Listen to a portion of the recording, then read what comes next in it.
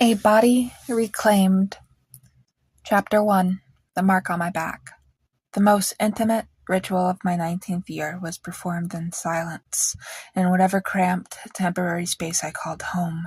I would turn my back to the mirror, twist my neck, and squeeze a measured amount of clear, cold gel, testosterone gel, onto my shoulder blade.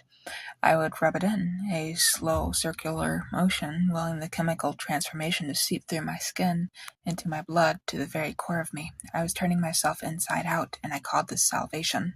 I called it becoming Alex. Alex was a name I chose because it sounded strong, unassailable. Alex had short, cropped hair that didn't need brushing.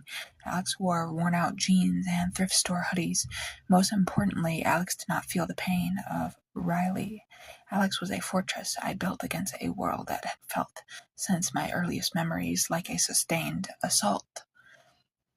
My parents were in their 40s when I was born, a late surprise after my two siblings were already adults, 20 and 30 years my senior.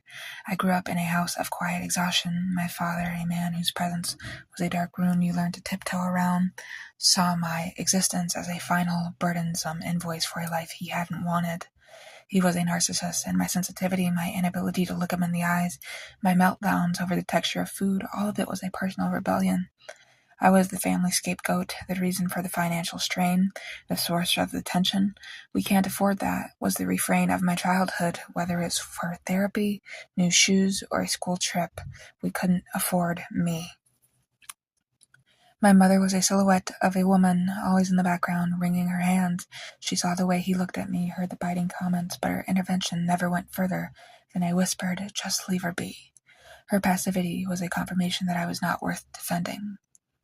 My body was a traitor, the swell of my hips, the softness of my face.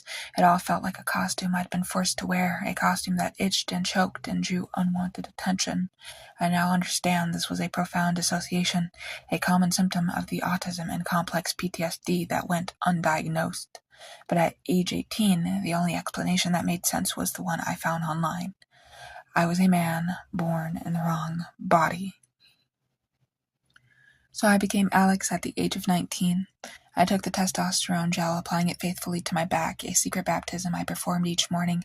The changes began, a thickening of my jaw, a coarsening of my skin, a constant restless anger that felt better than the bottomless sadness it replaced. It was a chemical numbing agent, and I was an addict. Before I started the testosterone, I met someone named Lewis. I thought I had found my reflection. He identified as a transgender woman, however, and I met him on a lesbian dating app. I didn't know he had testicles until I was in his vehicle. But he was, for all biological intents and purposes, a male. He had a penis and testicles, a fact he was proud of and weaponized. He was charming, confident, and he saw Alex, or back then Riley, not as a fragile construct, but as a real potential trans man. Desperate to escape the Cold War of my parents' house, I moved in with him after a whirlwind of only a week or two. For 7 months, my life became a curated hell.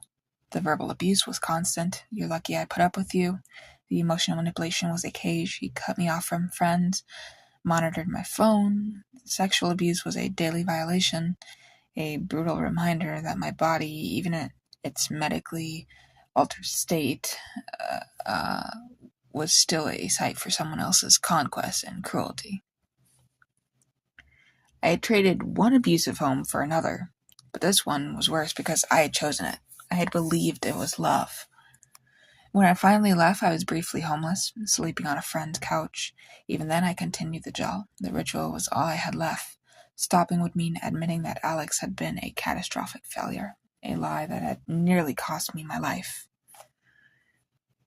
The reckoning began slowly. It was a conversation with a new therapist who dared to ask about my childhood before asking about my gender. It was finding online forums where other young women were telling stories that mirrored my own with chilling precision. I read about Maya, an autistic woman from Florida, who said testosterone made her feel like a stranger was piloting her body. I wanted to escape womanhood because it was so painful, she wrote. Now I'm left with a permanent beard, a voice I hate, and the grief for the young woman I was told to destroy. I read about Chloe, who had been diagnosed with borderline personality disorder and severe depression. She'd undergone a double mastectomy at 20. They treated my trauma with a scalpel and a syringe, she said. I was running from sexual abuse, and I was given a solution that mutilated my healthy body.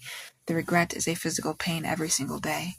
Their stories were a crack of light in a dark room. I saw the pattern I was a part of, a generation of lost, traumatized, and neurodivergent girls being offered a medical pathway to escape the pain of being female, only to find themselves in a deeper, more permanent kind of hell.